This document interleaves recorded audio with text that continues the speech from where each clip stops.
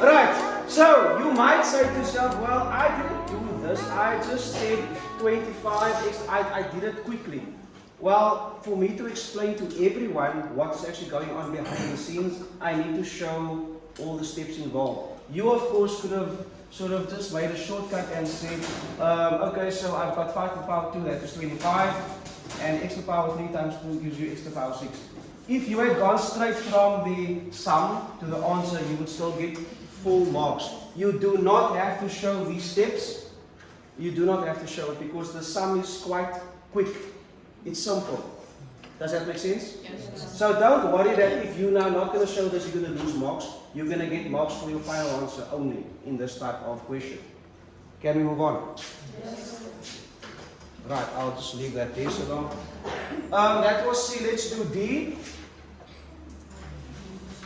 And then for the last 10 minutes or 20 minutes, 15 minutes, I will give you something a bit more challenging. For those of you who are bored by now, yeah? I've got a product, negative 4 to the power 10c multiplied by negative 5 to the power 2c to the power 3. A lot of letters and numbers, but it simply means multiplying by negative 4 and negative 5 to get me positive 20.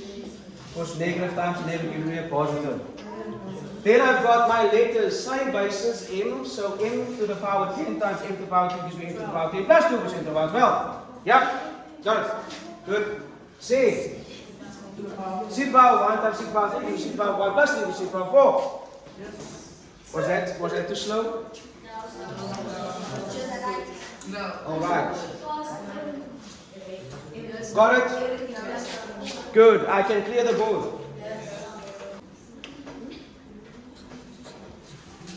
So I've obviously introduced brackets here with these next three.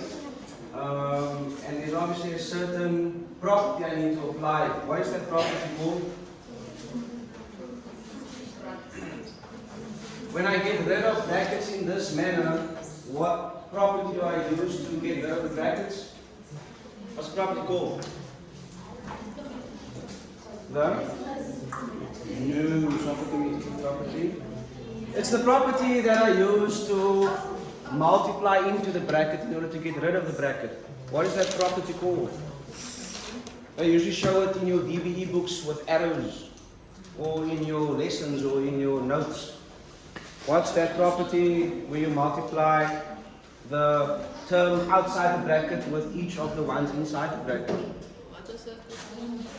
Property. The property that says I need to, let me write it here. You learned it in primary school as well.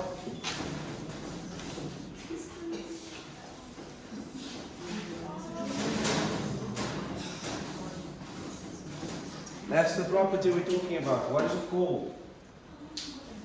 No, sir. Cancel.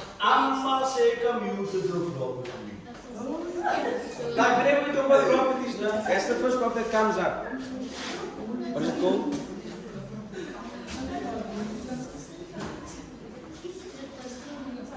The distributive property.